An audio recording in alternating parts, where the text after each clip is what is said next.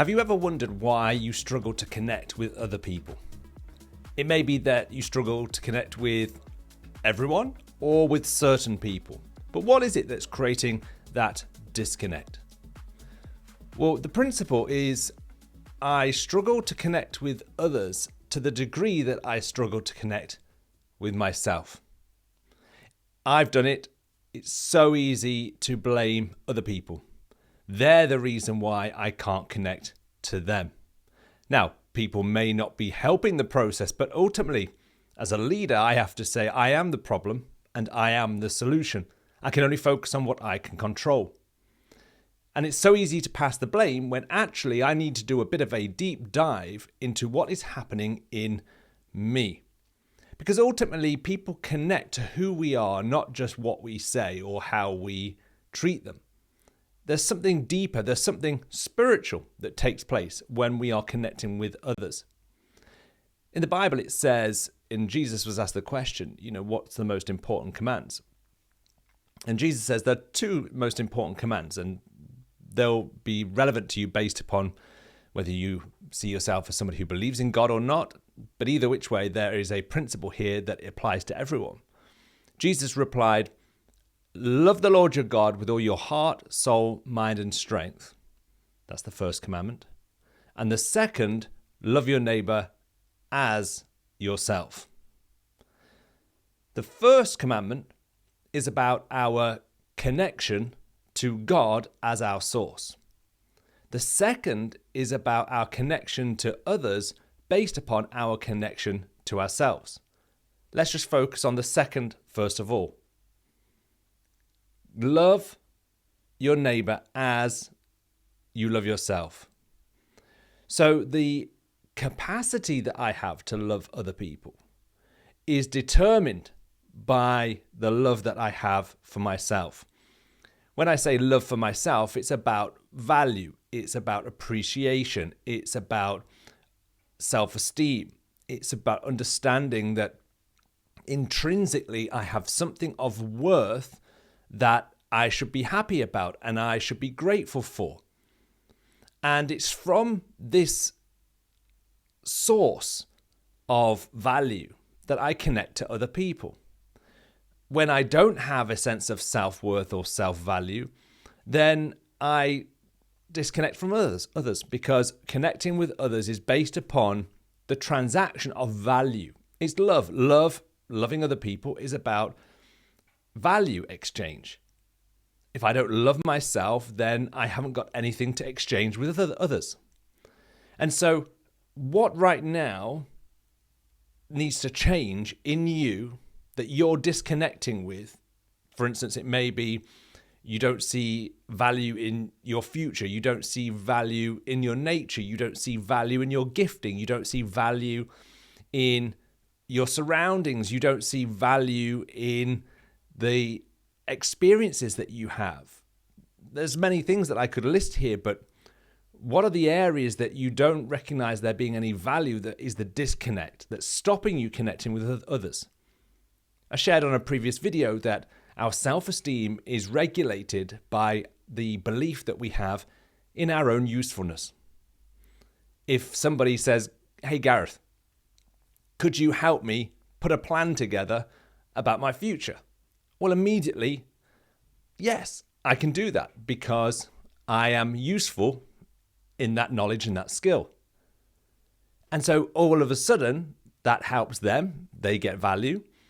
But my sense of self-worth is increased because I'm reminded of my usefulness and my value.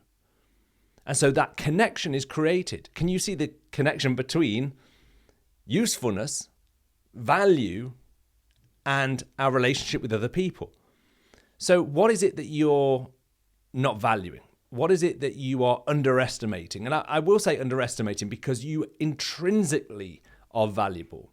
You have incredible value, but very often we are unaware or we downplay or underestimate our value.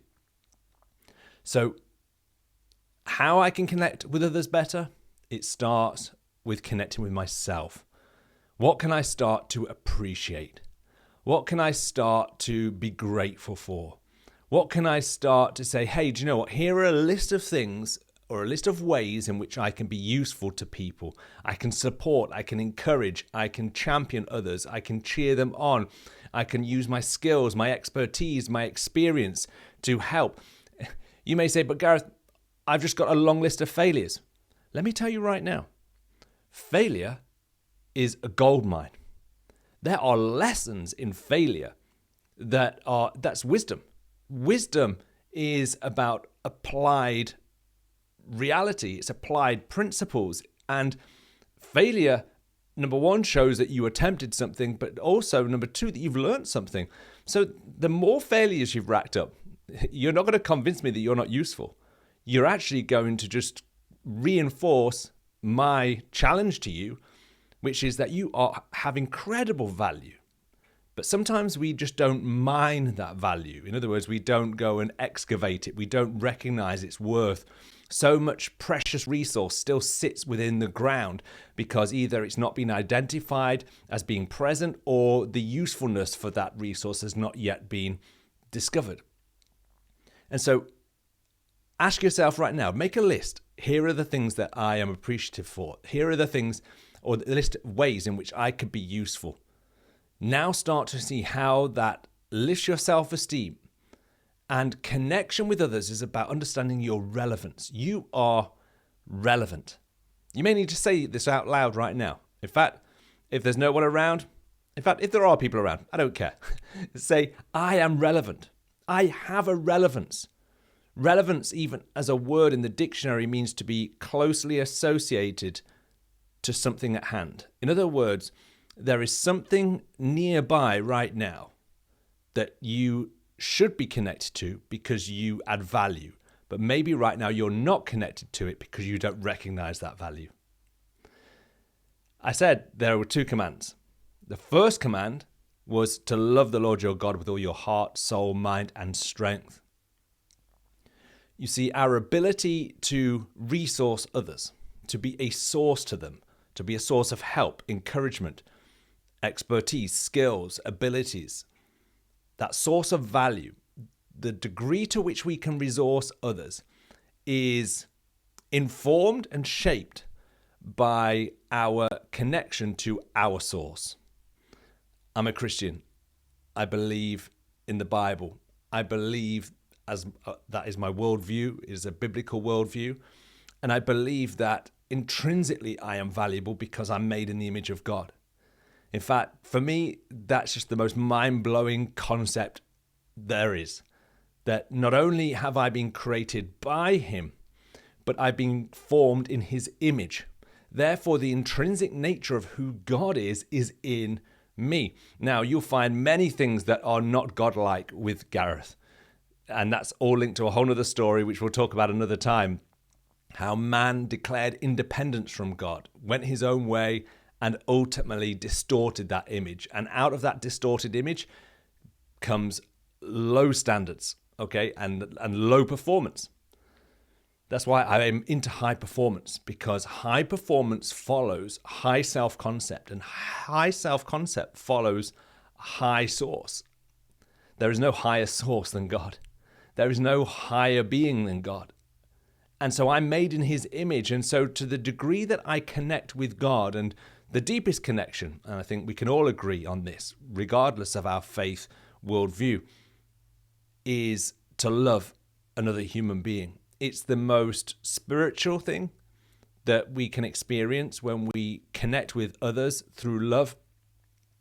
But ultimately, that connection is driven by our connection with the God of love. And so the more that I connect with the source of love, God himself, the more it raises the understanding of my own self-concept, my own self-image, which then makes me appreciate the gifts that I carry, the experiences that I have, my faults, my failings, my weaknesses. And then that heightens my ability to connect with others. Can you see the link? The two greatest commandments are all about connection to our source in order to be a resource to others. This is such a huge, huge reality. I want to encourage you to keep journeying this with me. And again, I love to talk about this, whether you agree with me or not, whether you're a person of faith or not. And this has a usefulness in our everyday lives. If you're running a business, if you're running a team, if you're trying to produce high performance, high results, breakthrough outcomes, this is all absolutely linked, because the outcomes that your team are going to produce are linked to how they see themselves as individuals, which informs how they see themselves as a team. In that, those two commandments, we have a trifold concept. How somebody can connect with others is connected to how they connect with themselves, which is ultimately how they connect to God. At the heart of high performance, of scaling what it is that you want to achieve, which is a highly practical and highly visible outcome, it's all driven by a spiritual reality that is very real but is unseen. Well, I hope sharing these thoughts with you right now has got you thinking. And again, let me encourage you to think, how can I connect to my source so that I can be a resource to others?